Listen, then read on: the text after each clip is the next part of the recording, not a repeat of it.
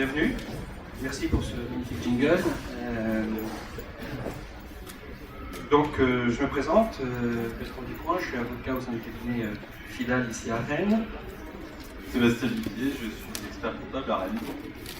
Alors, si vous êtes tous réunis ici, c'est que votre projet a bien abouti. Et que maintenant, la question que vous me posez, c'est le statut juridique que je dois retenir pour la réalisation de mon projet. Donc, la réponse à cette question, elle est assez simple. Vous avez le choix entre deux statuts juridiques existants. Le premier, c'est l'entreprise individuelle et la seconde, c'est la société. Et pour faire le choix entre l'une ou l'autre, il y a un certain nombre de paramètres à prendre en compte qui sont les suivants. Alors, parmi ces paramètres, tout dépend.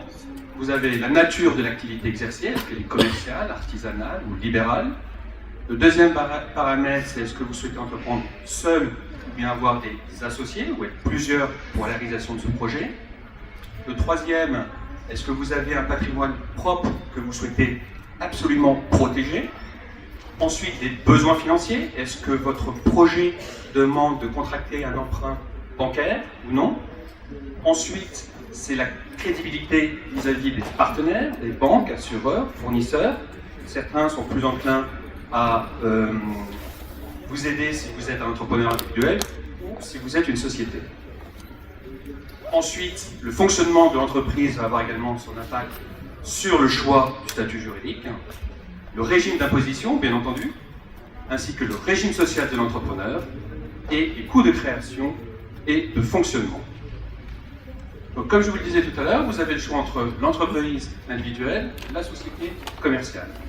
Dans le cadre de l'entreprise individuelle, vous avez le choix entre l'entreprise individuelle proprement dite, l'auto-entreprise, l'auto-entrepreneur, et l'entreprise individuelle à responsabilité limitée.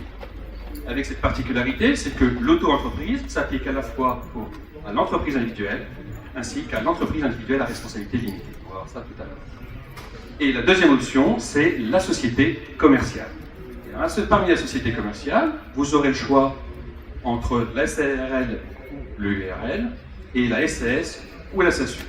Alors, j'ai exclu volontairement les sociétés anonymes, les sociétés en DSNC et autres formes de juridique qui ne s'adaptent pas nécessairement à votre projet. Je vous précise que si vous avez des questions, on essaiera de se réserver un temps de questions-réponses à la fin de notre animation. On en parlera à la fin. On va en parler si vous voulez ensemble, on va pas l'aborder parce qu'on n'a que 50 minutes, donc il a fallu qu'on fasse le focus sur l'essentiel. Donc le choix, ce qu'on va voir, c'est l'entreprise individuelle et la société. En ce qui concerne le choix d'entreprise individuelle, pour ce qui concerne l'entreprise individuelle, vous êtes l'entrepreneur proprement dit. C'est vous qui avez la personnalité juridique, c'est vous, personne physique, qui allez contracter des prêts, qui allez conclure des contrats. Vous n'avez pas de capital social à financer. En revanche, vous allez peut-être avoir besoin d'engagement financier en fonction des besoins, donc vous allez peut-être devoir emprunter auprès des banques. Encore une fois, c'est vous qui empruntez, c'est pas l'entreprise qui emprunte, c'est vous, personne physique. Le fonctionnement est assez souple, puisque comme vous êtes seul aux manettes, vous disposez des pleins pouvoirs pour la réalisation de votre projet, vous n'avez pas de compte à rendre à des associés ou à d'autres personnes qui contribuent à la réalisation du projet. Vous avez une comptabilité allégée à tenir, vous n'avez pas de compte à publier et vous n'avez pas de compte à rendre sur la gestion à d'autres personnes, autres évidemment que le banquier qui vous aura peut-être prêté un peu d'argent. En revanche, l'inconvénient de ce choix, de ce statut juridique, c'est la responsabilité, puisque vous êtes responsable sur vos biens propres.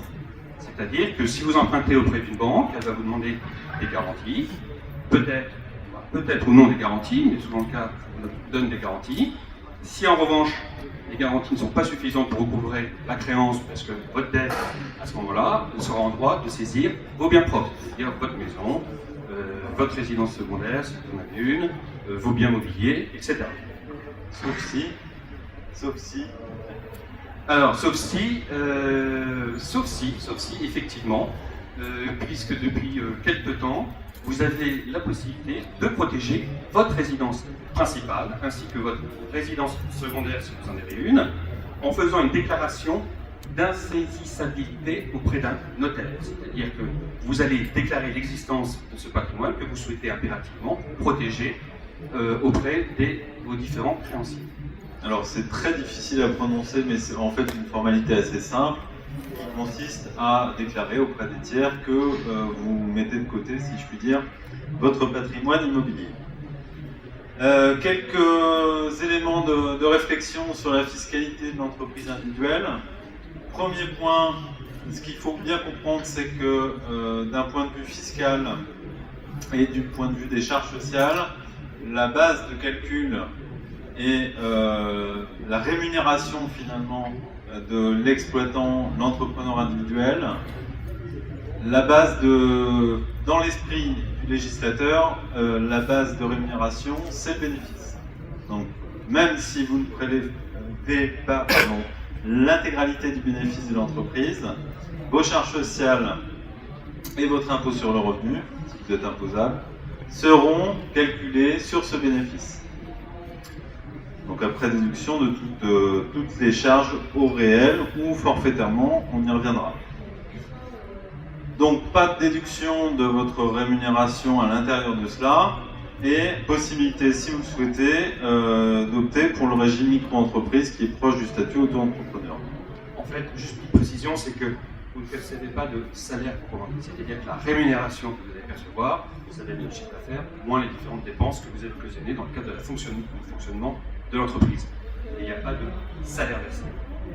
Voilà, donc le régime social, sur le slide suivant, vous voyez que vous êtes en qualité d'entrepreneur individuel, aussi bien profession libérale que commerçant artisan, affilié à un régime des indépendants, qui peut être notamment le RSI, avec une couverture sociale qui est assez différente de celle des salariés, donc, mais avec quand même des points communs, notamment pour l'assurance maladie. Je ne vais pas rentrer dans le détail cet après-midi. Vous êtes obligatoirement affilié, sauf vraiment des exceptions notoires, type chambre d'hôte par exemple, en dessous de certains seuils. Et avec la particularité, on va y revenir après, du régime micro-social qui est le régime de l'auto-entrepreneur. Donc ce qu'il faut bien retenir, encore une fois, c'est que la base de calcul de vos charges sociales, vis-à-vis du RSI ou des caisses des indépendants, qui peuvent être l'URSSAF pour les professions libérales par exemple, la base de calcul, c'est votre bénéfice, même si vous ne prélevez pas. Donc avantage et inconvénient de cette formule, entreprise individuelle. Avantage de la simplicité, puisque la création est assez rapide, assez simple et relativement peu coûteuse. Vous avez peu de comptes à rendre, à part bien entendu aux tiers qui vous prêtent de l'argent. Et la possibilité de déduire un certain nombre de charges, notamment les emprunts professionnels. Et dernière chose, la possibilité de compenser vos déficits professionnels avec les autres revenus du foyer fiscal. Donc si votre conjoint a un revenu imposable, on a la possibilité de, sous certaines conditions, on ne va pas détailler cet après-midi, mais d'imputer votre déficit, c'est-à-dire votre chiffre d'affaires moins toutes les charges et amortissements intérêts d'emprunt, et vos charges sociales, de ce déficit, de venir le diminuer des autres revenus du foyer fiscal. Ça n'a pas que vous payez moins d'impôts. Voilà. Inconvénient. Comme on disait tout à l'heure, pas de séparation de patrimoine, sauf la déclaration d'insaisissabilité. Responsabilité donc totale, pas de déduction de votre rémunération, des charges sociales qui sont calculées sur l'ensemble du bénéfice et une imposition au titre de l'impôt sur le revenu sur l'ensemble du bénéfice. Donc si vous êtes dans une phase de démarrage d'activité ou sur une activité qui, sur une optique moyen-long terme, va dégager un résultat relativement faible, si je peux dire, et avec d'autres revenus dans le foyer fiscal qui restent modérés, ça peut être une formule intéressante. Sauf les problèmes d'engagement financier que vous prenez sur cette activité, avec l'absence de responsabilité limitée. Par contre, pas de possibilité de s'associer, puisque vous êtes seul dirigeant, avec possibilité d'embauche de salariés, bien entendu. Et puis, comme on l'évoquait, à partir du moment où vous dépassez une certaine taille, ça devient forcément une structure qui n'est plus adaptée vis-à-vis de vos partenaires financiers, et puis pour plein de raisons clés. Voilà.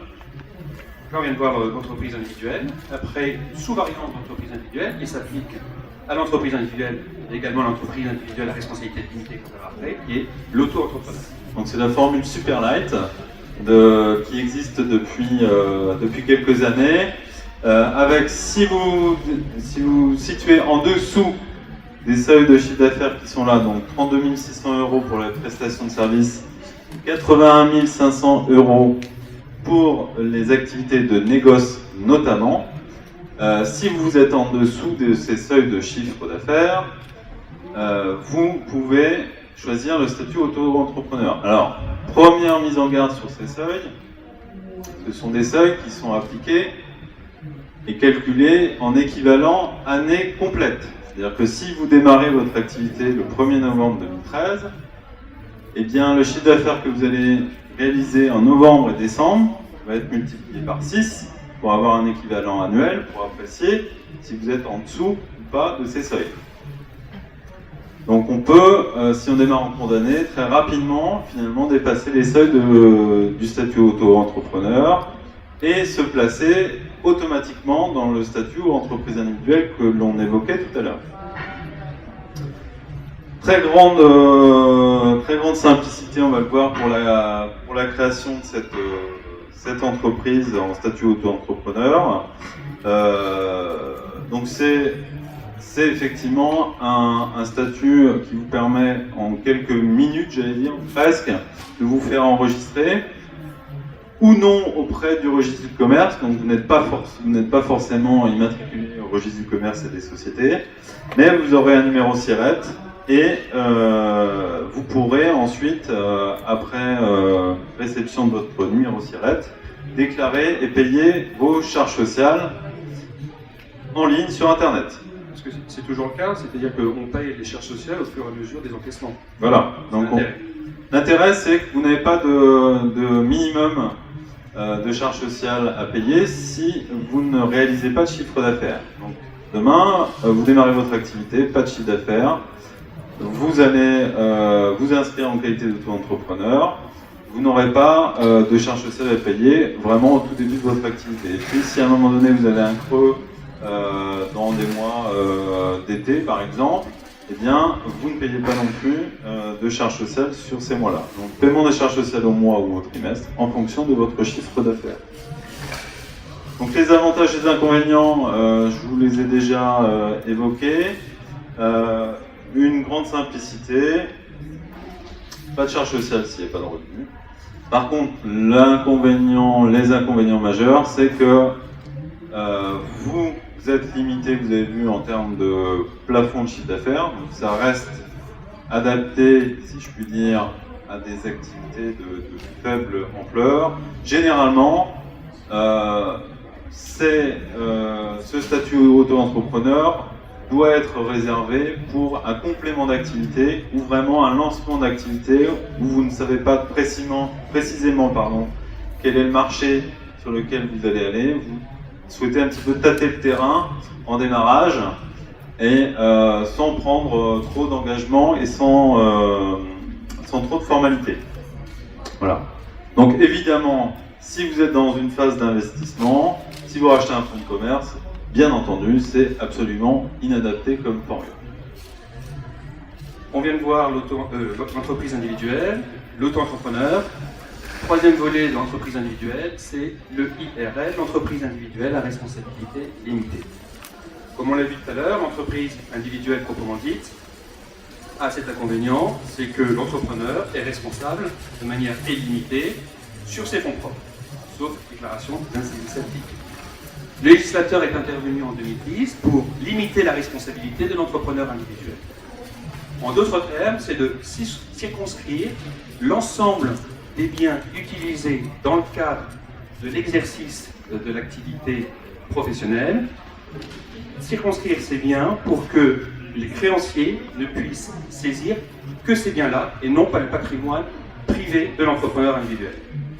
En d'autres termes, ce qu'il doit faire, c'est qu'il va déclarer l'ensemble des biens qu'il va affecter à l'activité de son entreprise.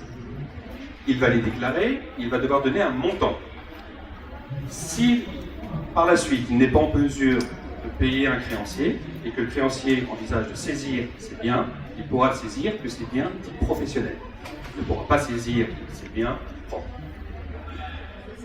Alors, c'est ce qu'on appelle en fait un patrimoine d'affectation. Comme vous l'avez vu, ça permet donc à l'entrepreneur de mieux protéger son patrimoine. Donc il doit faire une déclaration d'affectation. D'affectation, c'est ça. Il n'est pas obligé de le faire devant un notaire, sauf si c'est un bien immobilier. Il doit le faire de manière facultative, seul, mais souvent à l'aide d'un expert comptable. Pourquoi? Parce qu'il a une valeur à donner à ses biens. Donc, cette déclaration va porter sur les biens, sur la valeur donnée de ces biens. Et attention, ça ne consiste pas à mettre n'importe quelle valeur sur les biens affectés. Parce que si vous vous trompez dans la valeur, si la valeur est erronée, alors votre responsabilité devient illimitée sur votre patrimoine propre. C'est-à-dire que vos créanciers pourront saisir vos biens propres. Donc, pour certaines valeurs, pour certains biens supérieurs à 30 000 €, vous devez évaluer ces biens par un expert comptable, par un commissaire aux comptes. Alors, moi personnellement, je n'ai jamais été confronté à ce cas. Est-ce que toi, tu as déjà fait des... Alors, j'ai accompagné deux créateurs pour la création de IRL, et malheureusement, on va le voir dans les avantages et inconvénients à suivre, c'est pas forcément très simple parce que finalement les organismes chargés de l'immatriculation des entreprises ne sont pas tous bien au fait des subtilités de ce statut, premièrement. Et deuxième écueil, c'est que certains partenaires bancaires, pour diverses raisons que je n'ai pas réussi à élucider, ne souhaitent pas financer ce type de structure. Alors, l'autre inconvénient, l'autre écueil, c'est que s'agissant d'une déclaration, elle doit être publiée, donc c'est rendu public. Et le deuxième écueil, c'est que, on disait tout à l'heure que l'entreprise individuelle est peut-être un moyen, un statut juridique à moindre coût. Or, vous voyez bien que vous êtes en fait obligé d'utiliser les services de tiers, notamment le commissaire aux comptes et l'expert comptable, pour donner une valorisation.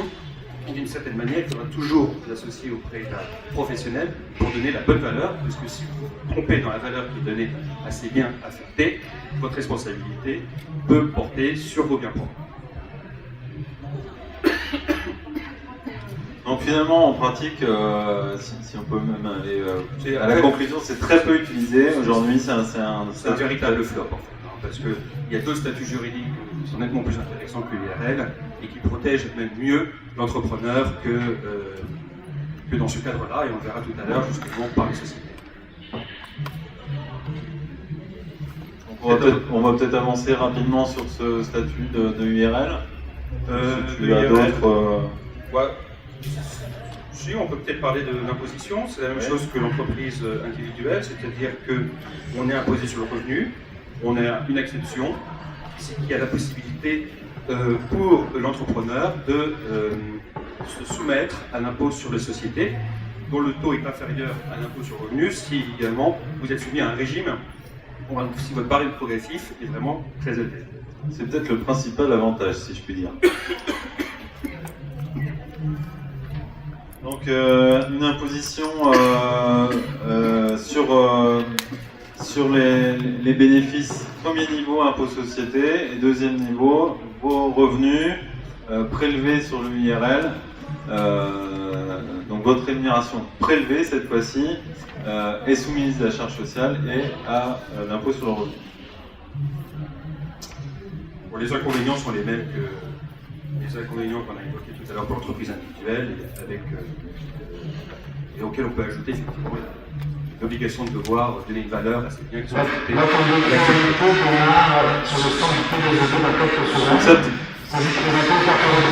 Ça peut être un statut intéressant. Voilà. Ça peut être un statut intéressant, donc si effectivement vous souhaitez premièrement isoler votre patrimoine, donc avec toutes les contraintes qu'on évoquait, et surtout si vous souhaitez choisir une entreprise individuelle avec de l'impôt société. Voilà, c'est, je dirais, pour moi, le principal avantage. Il y a également un inconvénient majeur, c'est que si vous décédez, chose qui peut très bien arriver, c'est que dans ces cas-là, les créanciers disposent d'un gage, le droit de saisir vos biens propres. Sauf si votre entreprise est reprise par un de vos héritiers dans les 3 mois. Vous avez vu un peu les limites de l'IRL. On a vu l'entreprise individuelle, l'auto-entreprise, le IRL. Et maintenant, nous allons voir donc le deuxième statut juridique, qui est la société commerciale.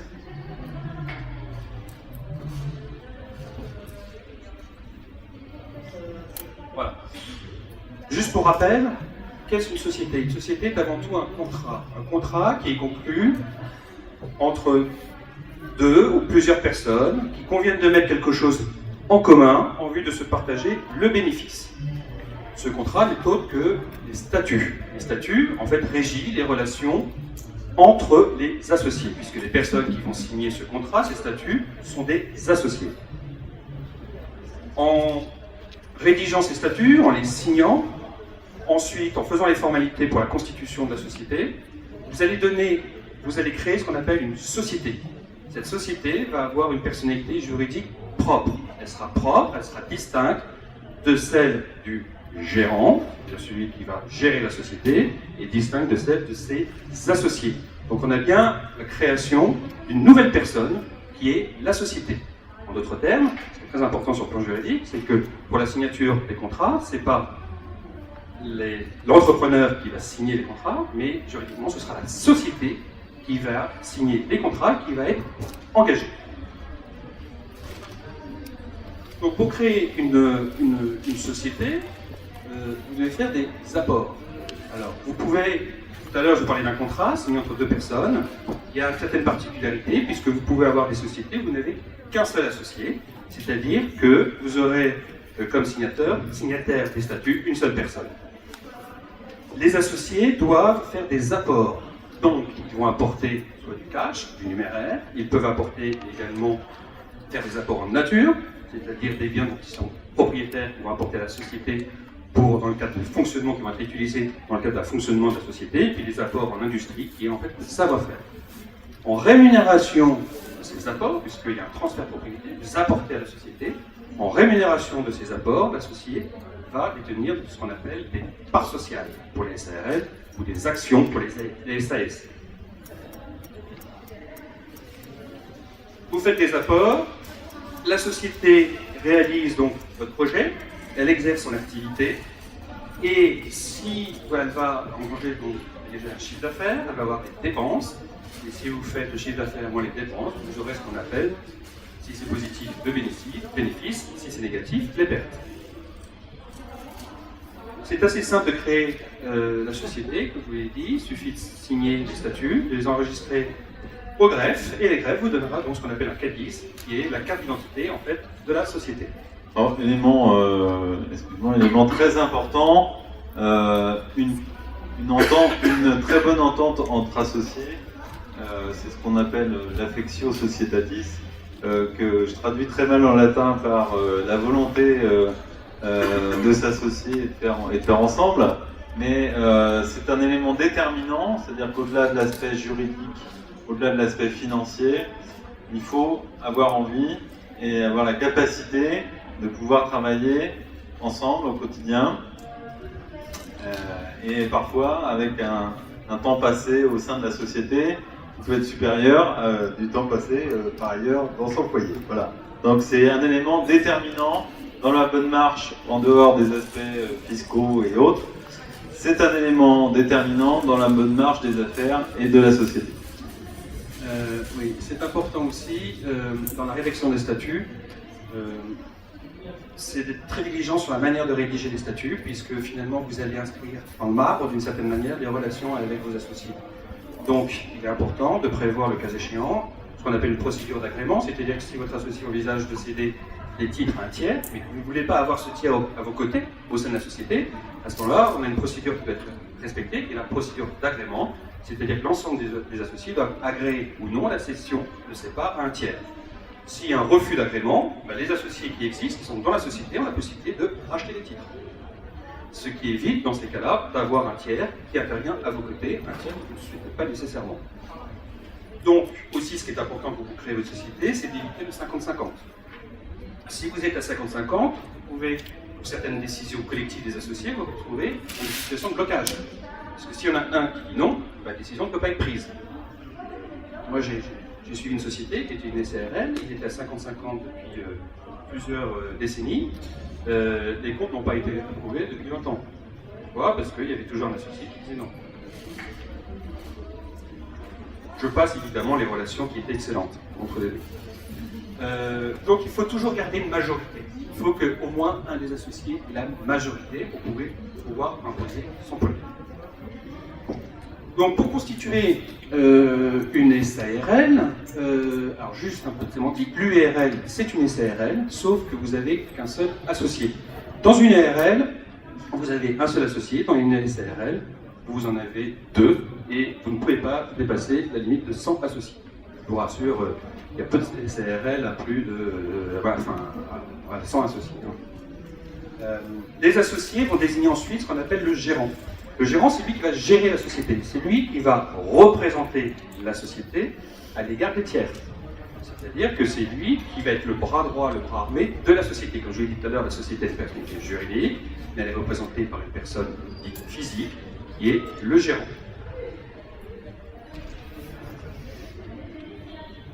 Alors, en ce qui concerne le fonctionnement, comme je vous l'ai dit, donc dans une ARL, on peut avoir un ou plusieurs gérants, qui sont des personnes physiques, associées ou non, puisque vous pouvez très bien avoir un gérant non associé, donc un tiers. Vous pouvez très bien prendre quelqu'un qui a plus de compétences que vous et qui serait à même de développer votre projet.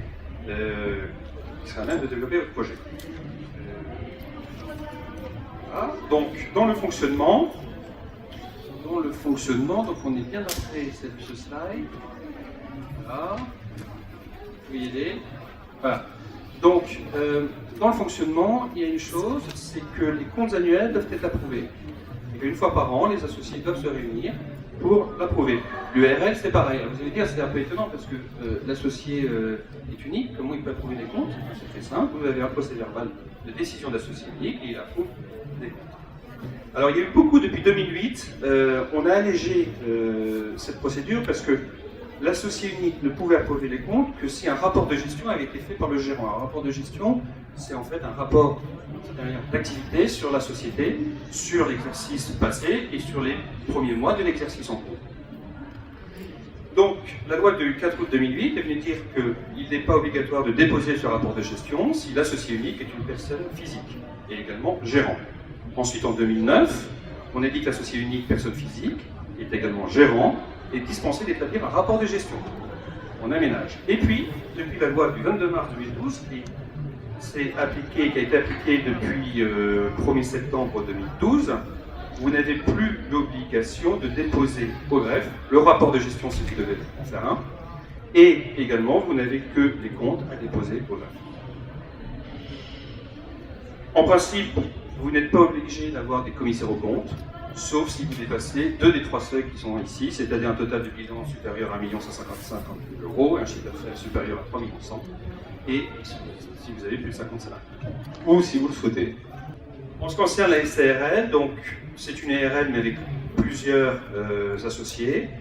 C'est pareil que l'URL, c'est-à-dire que vous pouvez avoir un ou plusieurs gérants, associés ou non. Les décisions collectives, donc les décisions des associés sont prises par les associés dans le cadre d'une assemblée générale qui doit être convoquée par le gérant. Il y a également la possibilité de prendre des décisions simplement sur un acte, qu'on appelle un acte sous seing privé, dès lors que l'ensemble des associés signent cet acte. Alors, vous allez me dire quelles décisions prennent-ils? Les décisions qui relèvent de la compétence des associés sont relativement simples. Il y a l'approbation des comptes annuels. S'ils envisagent de révoquer un gérant, d'en désigner un autre, puisqu'on peut avoir plusieurs gérants. Ça peut également porter sur la modification des statuts, puisqu'on se rend compte que finalement les règles qu'on a établies au début ne sont plus, je dirais, intéressantes, qu'il faudrait peut-être les adapter à la situation, etc. etc.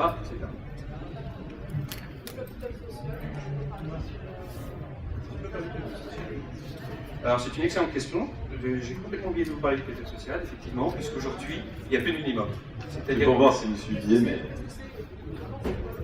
En fait, quand vous apportez du numéraire à une société, ou bien quand vous apportez un bien en nature, vous allez recevoir des actions en contrepartie, et ces actions vont composer le capital social. C'est-à-dire que vous allez avoir une valeur, lors de la création, qui est une valeur nominale, et qui va, à ce moment-là, donner lieu à ce qu'on appelle le montant du capital social. C'est-à-dire qu'au début, quand vous apportez, pour donner une idée, 5 000 € de la société, vous allez recevoir, ça dépend comment sont rédigés les statuts, mais vous allez recevoir 5 000 titres, une valeur nominale de 1 €. Le capital social sera égal à 5 000 €.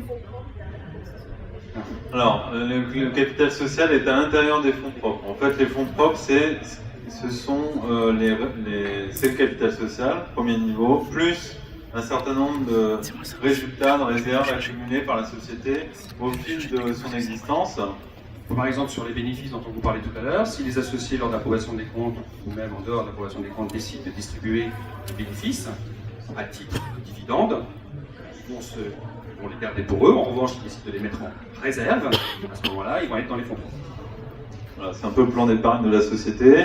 Ce qu'il faut retenir aussi, c'est que le capital social, vous versez en tant qu'associé de l'argent pour constituer le capital social, si c'est un apport en numéraire.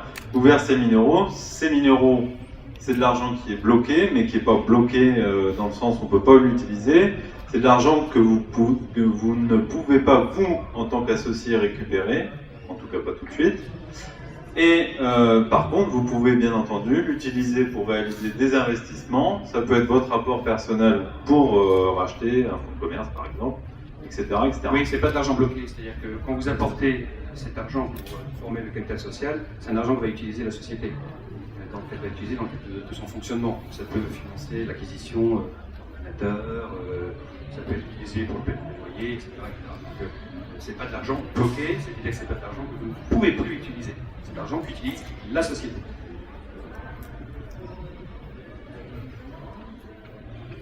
Donc sur les SARL, toujours les SARL, donc les règles sont les mêmes que l'URL, les comptes annuels doivent être approuvés, pas tout à fait, les comptes doivent être approuvés chaque année, vous avez un rapport de gestion qui doit être établi par le gérant, qu'il doit soumettre à l'Assemblée Générale annuelle, pour que l'Assemblée Générale approuve ou non les comptes. En revanche, une particularité depuis le 1er septembre 2012, c'est que vous n'avez plus l'obligation de déposer au greffe le rapport de gestion. Vous n'avez plus que les comptes annuels à déposer au greffe. En fait, avant, quand on déposait le rapport de gestion, à partir du moment où il était déposé au greffe, tout un chacun, le public, pouvait prendre connaissance de ce rapport en faisant la demande au greffe. Maintenant, il y a un peu plus de confidentialité dans le fonctionnement de la société. En revanche, si vous établissez un rapport de gestion, vous êtes dans l'obligation de le remettre à la demande de tout intéressé. Intéressé, vous avez bien compris, c'est lors d'un contrôle fiscal ou bien lors d'un contrôle URSSAF.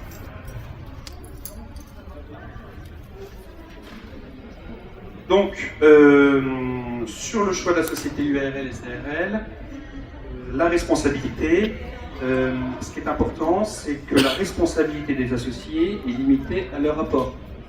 C'est-à-dire qu'ils ne peuvent pas être responsables sur leurs biens propres. C'est-à-dire que si la société n'est pas en mesure de payer des créances, en principe, la banque ne peut pas saisir les biens propres du gérant et des associés. Donc, il est simplement limité dans le montant de l'apport.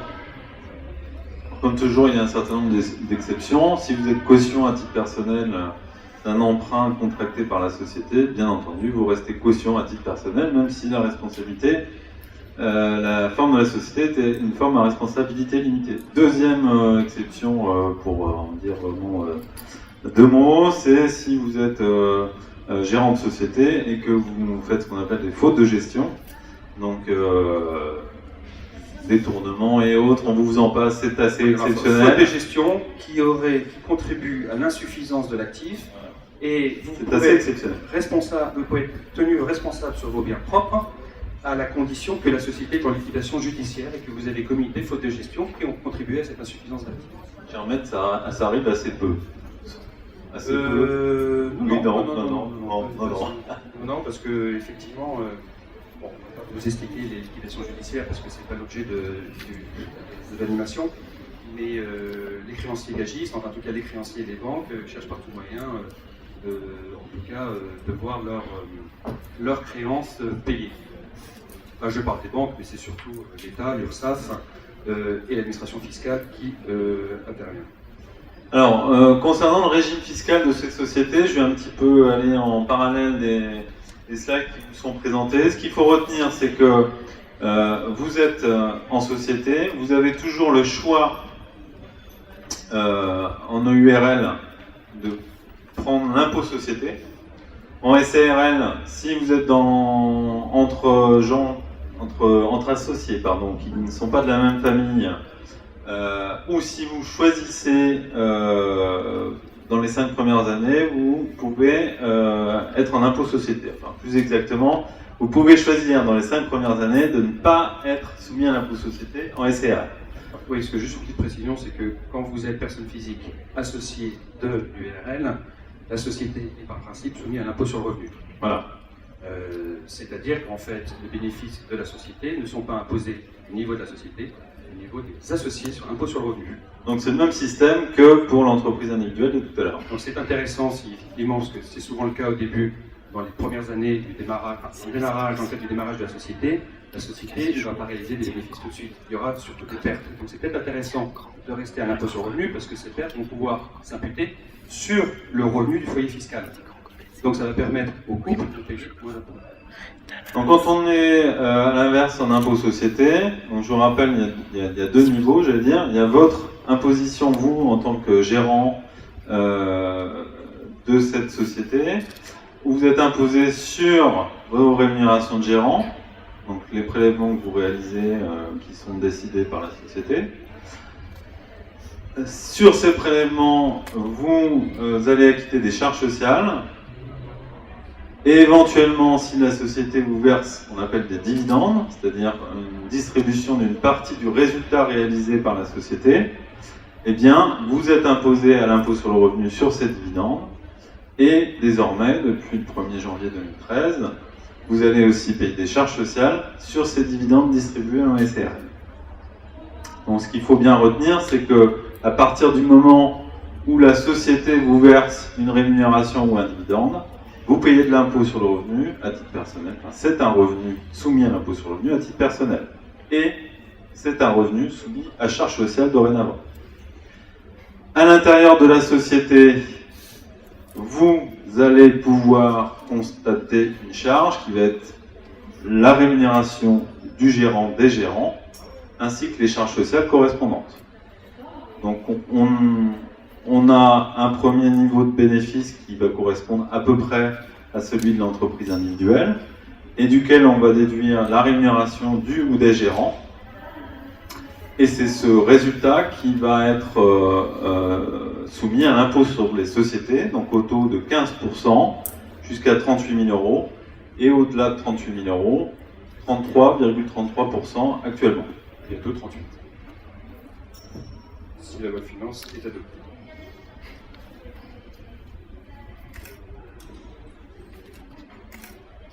Donc, concernant le statut social du gérant, donc on va poursuivre. On va poursuivre sur le statut social du gérant. Donc en EURL, j'y reviens pas. Si vous êtes à l'impôt sur le revenu, la base c'est le bénéfice, la base des charges sociales c'est le bénéfice. Sauf que pour le régime social, si vous êtes dans une URL et que vous êtes un gérant associé unique, le régime social, c'est que vous êtes en travailleur non salarié, vous êtes en PMS. Donc, en d'autres termes, vous allez payer vos charges auprès du RSI. Vous n'êtes pas assimilé à des salariés. Voilà. Donc c'est le même statut que pour l'entreprise individuelle. En SARL, je vous rappelle donc que votre rémunération sert de base pour le calcul de vos charges sociales. Vous n'êtes pas en statut salarié si ce qu'on appelle la gérance est majoritaire. Donc si l'ensemble des gérants détient plus de la moitié du capital social, on considère que la gérance est majoritaire et l'ensemble des gérants va devoir adhérer au régime des indépendants. Par contre, on peut se trouver dans une situation, pardon, c'est assez rare mais ça existe, où vous êtes propriétaire de la majorité du capital social et vous confiez la gestion de la société à un gérant qui va cette fois-ci être soit non associé, soit minoritaire en termes de parts. Et donc, dans ce cas-là, on considère que la gérance est minoritaire et ce gérant, précisément, a un statut de salarié cette fois-ci. Pour résumer, gérant majoritaire, TNS, gérant minoritaire, salarié. Ça a son importance, parce que quand vous faites des calculs, notamment avec les experts comptables, vous pouvez vous rendre compte qu'en fait, les cotisations ne sont pas les mêmes. Elles sont souvent, mais ça de moins en moins le cas, plus intéressantes si vous êtes en TNS que si vous êtes en salarié. Donc quand vous constituez votre société, c'est un des éléments à prendre en compte. Et une autre chose aussi à prendre en compte, c'est que avant, dans le cas, on pouvait faire un arbitrage avec les dividendes. Vous disiez, très bien, moi je me verse un petit salaire, et puis à la fin de l'année, je me distribue les dividendes, parce que le régime fiscal des dividendes, il reste intéressant. Mais depuis cette année, depuis la loi de finances sur la sécurité sociale, donc qui a été votée en décembre 2012, il faut savoir qu'en cas de distribution de dividendes, que perçoit donc un gérant majoritaire, après un calcul qui est relativement sioux, vous avez des dividendes, pour faire simple, dividendes qui sont versés, qui sont dorénavant soumises à cotisation sociale, comme si c'était un salaire. Donc l'arbitrage dividende rémunération est moins patent aujourd'hui. Voilà, donc effectivement le statut travailleur non salarié, TNS, reste quand même un statut avantageux globalement, avec des taux de cotisation qui sont encore, même après imposition des dividendes et après moult simulations, qui reste un statut intéressant en pratique. Sur les avantages de l'URL, de la SARL, l'avantage c'est que vous pouvez commencer seul et terminer à plusieurs. C'est-à-dire que vous pouvez très bien, dans le cadre du fonctionnement de la société, avoir besoin de numéraire, de cash pour investir, financer des investissements, que vous n'avez pas nécessairement envie d'aller voir des banquiers pour emprunter, mais en revanche, vous avez peut-être des amis, ou des proches, ou des investisseurs, personnes physiques, qui sont prêts à s'associer avec vous, et donc à apporter du capital, du cash à la société. Donc comme je l'ai dit tout à l'heure, ils vont faire un apport, on va appeler un apport numéraire, et en contrepartie, ils vont recevoir des parts sociales de la société. Donc c'est un des avantages, je dirais, de la société, c'est de pouvoir vous développer au fur et à mesure que votre projet se développe. Donc autre avantage sur les régime fiscal, on l'a vu, donc vous pouvez être à l'IR ou à l'IS. Le choix entre la rémunération équivalente pour les structures à l'IS est moins évident que ce qu'on a vu tout à l'heure. On a une structure évolutive qui facilite l'entrée de nouveaux associés. Alors, on a vu les SAS et les URL. Est-ce que vous avez des questions sur ce statut-là?